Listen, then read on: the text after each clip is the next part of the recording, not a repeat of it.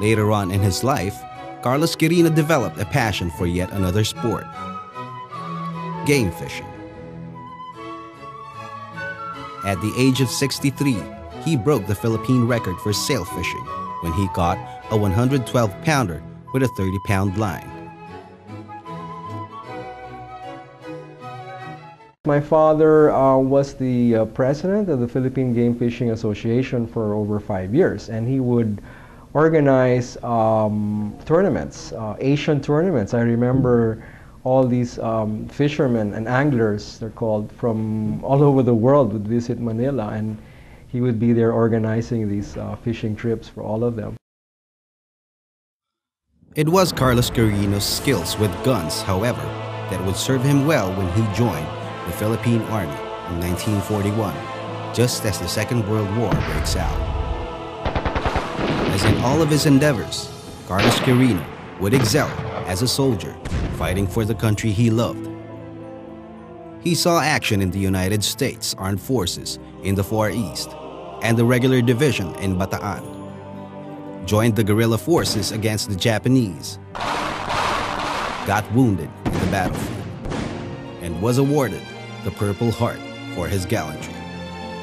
His last military position was as aide-de-camp of President Elpidio Quirino.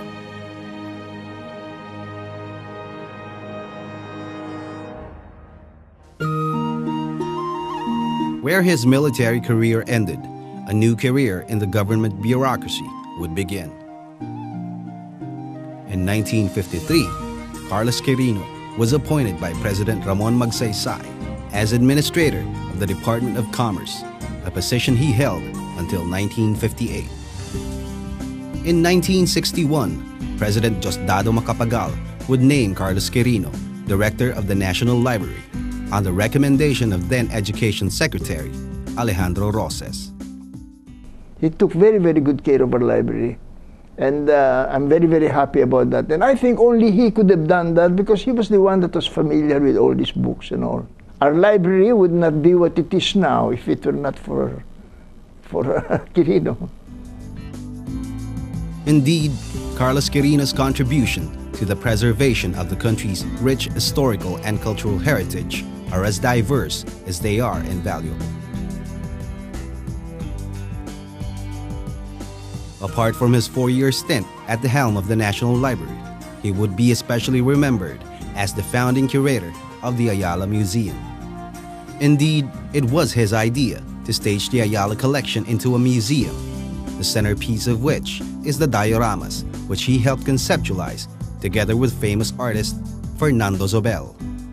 Most young people who would have never picked up a book by Carlos Quirino know him because of the Ayala Museum's dioramas.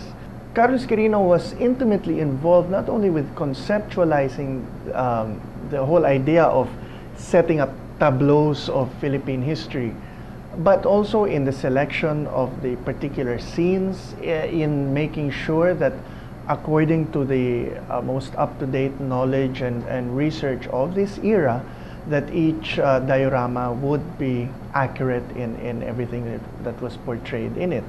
It is perhaps one of his most enduring legacies to young people. Generations of Filipino school children have come and gone, and perhaps in many cases their only introduction to Philippine history has not been, ironically enough, through the writing of Carlos Quirino, but through the dioramas. In fact, there's one scene, if you ever go and visit them, the execution of Jose Rizal, where if you look in the back, in the painted part of the diorama, Carlos Quirino is standing there with the other staff and artists of the Ayala Museum.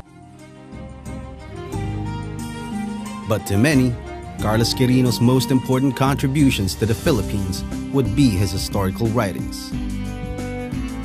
His book, Philippine Cartography, published in Amsterdam in 1958 and unduplicated to this day, earned for him membership in the prestigious Royal Geographical Society of Great Britain.